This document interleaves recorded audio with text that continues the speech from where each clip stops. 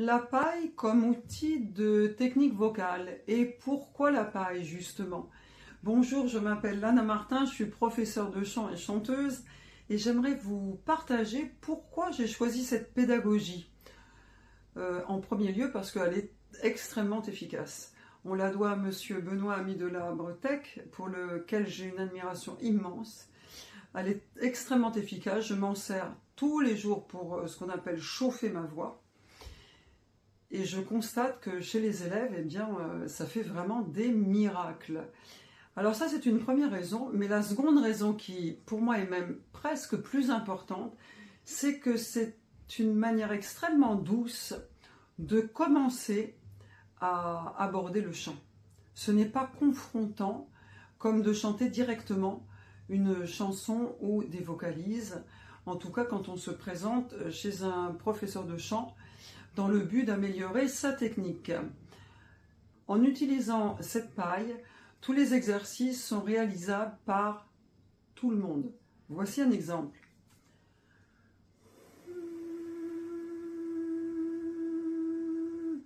Tout le monde va réussir à faire ça. Cet exercice nous permet de limiter la quantité d'air et d'être vraiment sur un souffle régulier. Voici un second exercice.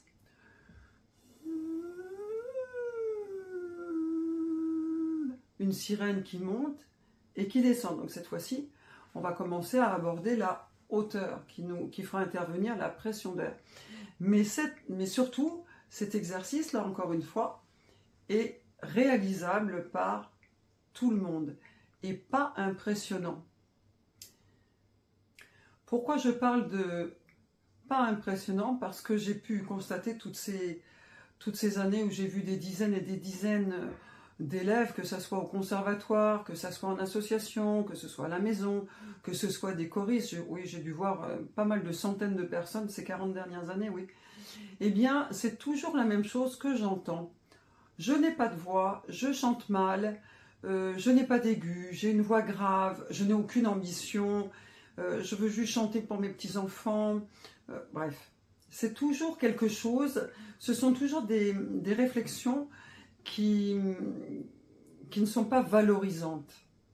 Je n'ai jamais rencontré quelqu'un qui arrive et qui me dise « Je suis excellent, j'ai une voix magnifique, je veux juste 2-3 cours et ça sera parfait. » Jamais j'ai eu ce cas de figure. Donc grâce à cette pédagogie, ça va mettre en confiance les gens qui n'en ont pas et qui ont hésité parfois longtemps avant de passer le pas, de vraiment chercher un professeur de chant et de commencer, de se mettre en marche. Des exercices de paille, bien évidemment, on va passer à la phonation, on ne va pas faire des exercices pendant...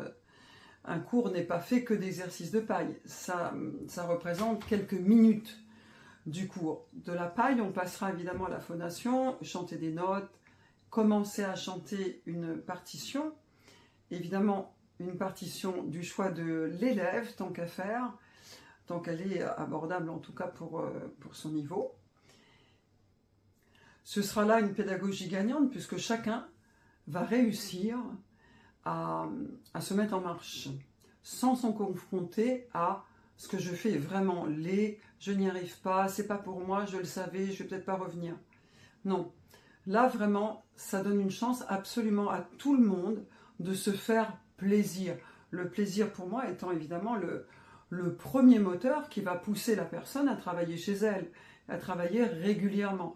Sans plaisir, pourquoi je vais le faire? Malheureusement, il y a beaucoup de gens qui tiennent le coup assez longtemps. Aucun plaisir, mais tant pis, il travaille. Bon, quel dommage.